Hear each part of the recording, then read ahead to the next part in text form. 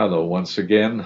This is a homily for the third Sunday of Lent. Apologies for the late time, but the ideas come when they come. So I'm just trying to give you a little taste of what is in the readings tonight.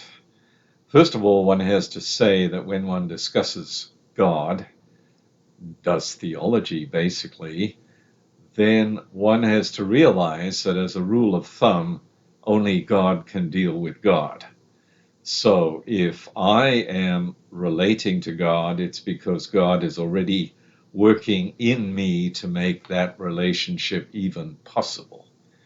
And so God is always literally elevating me up to his level in some sense so that I can be an acceptable dialogue partner with him.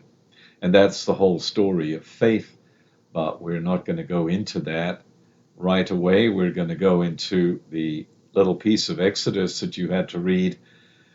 And here you have Moses having his traditional uh, difficulties with the Jewish people.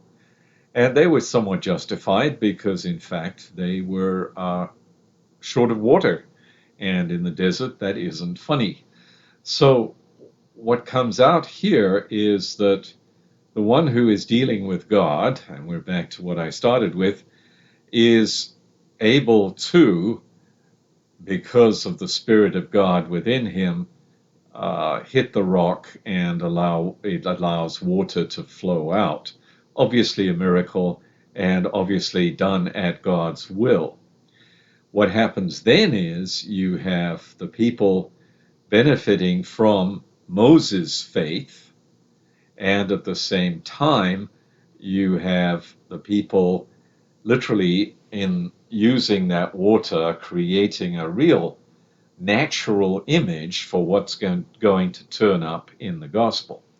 Now in the gospel you have the dialogue with this woman of Samaria, and the Samaritans were basically people who had been left behind during one of the exiles. Let's assume it was the Babylonian one. It doesn't really matter.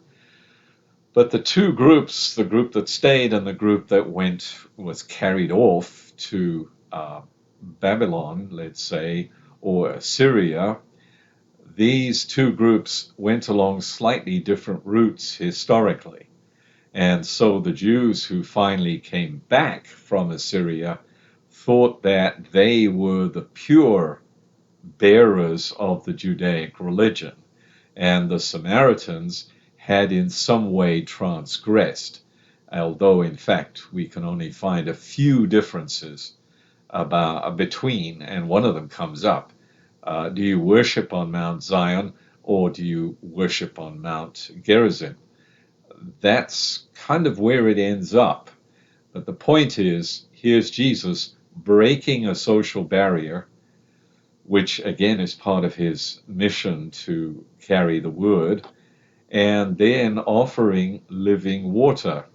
Now, we are trying to talk about grace or presence of the Spirit, or as Karl Rahner would say, the self-communication of God. Grace kind of is a good umbrella word for all those things. And here you have Jesus explaining, using the metaphor of water, simply because water historically had meant so much throughout the history of Israel. And so here you have a real illustration of the interior life of the faithful person.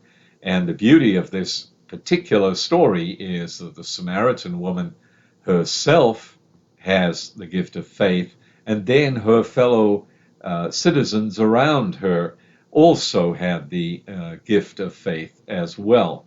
And so they forever will have this fountain of living water bubbling up within them.